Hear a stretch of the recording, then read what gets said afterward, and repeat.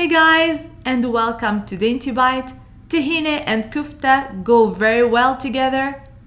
If you're looking for the perfect tahini kofta recipe, I have a simplified version, guaranteed recipe and perfect results. Let me show you how and let's get started.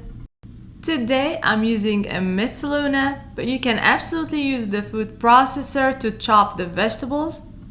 I highly recommend you try this recipe. The flavors are amazing. The best way to enjoy this recipe is with freshly baked pita bread, and I have a great recipe on my YouTube channel. I'll leave the link in the description box below.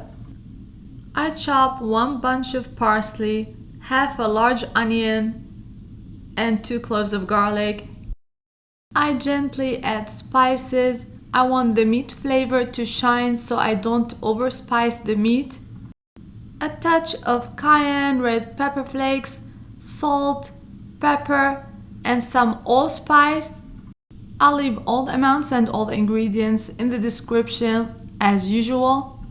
I rub the spices with the onion parsley mixture before I add the meat, and just a little bit.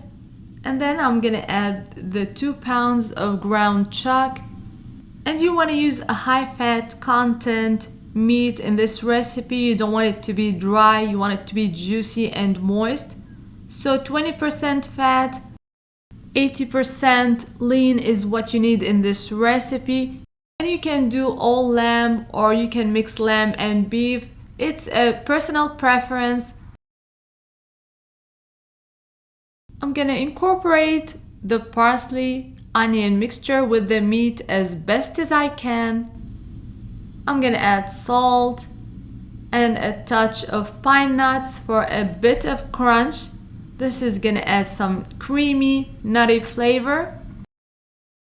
Mix one last time and set aside. I'm gonna show you how I'm gonna prep the potatoes. And I'm using gold Yukon potatoes, small, and I sliced as thin as possible using the slicer. And to make sure they'll cook all the way through in the oven, I'm gonna give them a quick boil, not more than 5 minutes.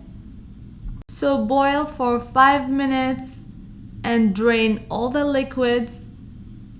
Add some salt, freshly ground allspice. This is allspice and not black pepper.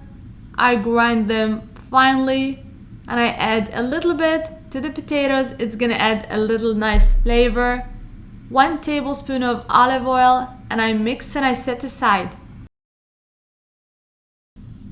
For the tahini, you're gonna start with half a cup of a good quality sesame tahini.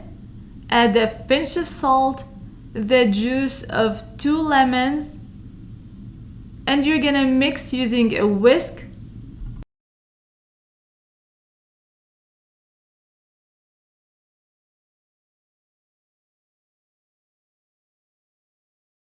You're gonna mix vigorously, and the mixture will look as thick as this one.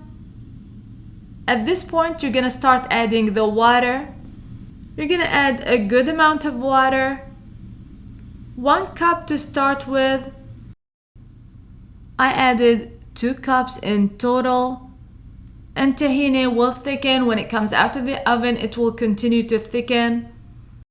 And it will thicken as it cools also.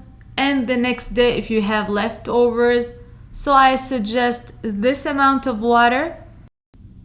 You're gonna spread the meat in a generous layer. I used about 1 3/4 pounds. For this pan, I spread more on the edges because this meat will shrink quite a bit.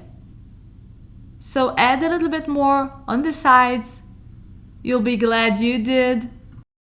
Next, you're gonna spread the slightly boiled potatoes all over, just like so.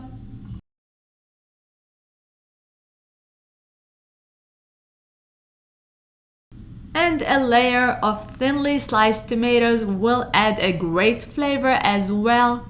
Make sure to add salt to the tomatoes and a touch of allspice. Add the tahini liquid a touch more pine nuts, and in the oven it goes at 400 degrees Fahrenheit for half an hour until it's crispy on top and bubbly. The tahini will cook down quite a bit. The potatoes will be so soft. The meat is so tender and juicy. Let it sit a little bit before serving and the tahini will thicken even more. And like I said, if you like tahini that is thicker, you can reduce the amount of water a little bit. I like to start from here. If you're new to the tahini flavor, start with this and go from there.